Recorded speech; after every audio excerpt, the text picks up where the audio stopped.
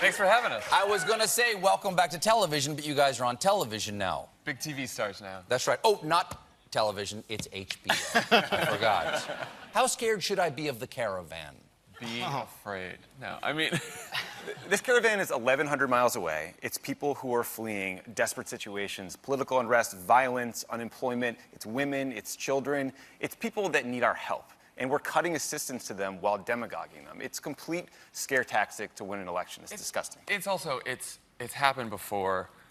Most of these people stop in Mexico and the Mexican authorities send them back, or they orderly come to the United States border and they're either granted asylum or they're turned away. Like, that's wrong, John.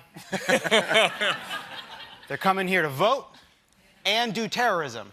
Both. Which is a lot. It's a lot on their plate. Well, and they've been organized by George Soros and Nancy Pelosi and Hillary Clinton, and I believe Michael Avenatti. I don't actually think you've made up any of those accusations. I think those are all real. I've heard most of those already. Yeah. I love the idea that Democrats are organizing voters in Honduras when we can't even organize voters in Pennsylvania. Okay.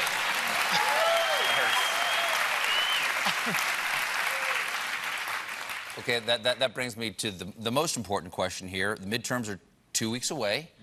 How is it looking? It's going to be tight. It's going to be a close race. It's been like that since, you know, right after Trump became president. Yeah. I heard a lot of talk about blue wave. I heard a lot of talk about blue wave. Not from us. This has always been 50-50, and the only way we win is that everyone gets off their couch and knocks on doors and makes phone calls, and you get 3 friends to vote. It's the only way we win. 3 friends, 5 friends, 4. Maybe 5. If you don't have 5 friends, that's strangers. fine. You can have a full life with 3 friends.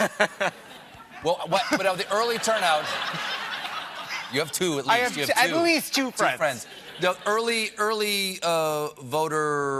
voting, the turnout for early voting looks good so far, doesn't it? Can't look at early vote for a real Why can't I indicator. look at it? Why can't I look at like early voting? How many times are we going to do this? All right? It doesn't matter what the early votes look like. It doesn't matter what the polls look like. We can lose everything. We lost everything 2 years ago. We can lose everything again. Oh, my God. Stop reading polls.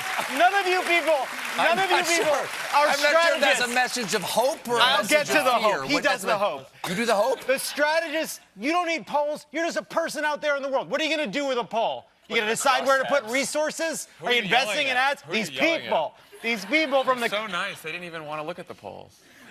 Do you look at polls? Do you look at polls? Oh, I'm addicted. This is the longest I haven't looked at a poll sitting on this couch. What surprises you about this election? Is it voter suppression? Are you surprised by the scale of that? Because it's happening all around the country. The Republicans seem to be playing defense with voter suppression. Are you surprised by the scale of it? Say, we heard about a bunch in Indiana recently, obviously Georgia. Yeah. Kansas has closed down the only polling station in Dodge City. What's surprising is how brazen it is. In Georgia, the gentleman running for governor is the Secretary of State, and he is doing everything he can. It's Southern. He's doing everything he can to prevent African Americans from voting. And surprise, surprise, his opponent, Stacey Abrams, who is amazing, Google her, support her, donate, is African American. So it is in your face and it is obvious. But these voter suppression tactics are not new by any means. Yeah, it's a lot like the worst instincts of Republican politics have metastasized under Trump. We've always seen efforts to suppress the vote, but now with the repeal of parts of the Voting Rights Act, they're going hog wild. We've always seen disinformation and propaganda in the last days of a campaign, but now it's the core of the strategy. So we're seeing what we've seen before, but it's just elevated because Trump takes everything to a 10. The really important thing about this is, because there's been so much news about this and because voter suppression is real, there's a lot of people reportedly who are thinking that their vote's not going to count because their vote's going to be suppressed. And everyone should know that if you're going to vote, stay in line, demand your ballot, and if they won't give you a ballot, demand a provisional ballot and they'll count it. So everyone should know that you should absolutely go and vote anyway. Yeah, you can always go vote. You can always go vote. You can demand a provisional ballot. Right.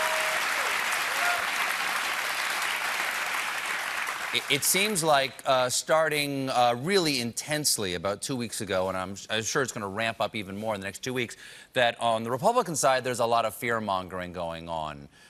Things like the caravan.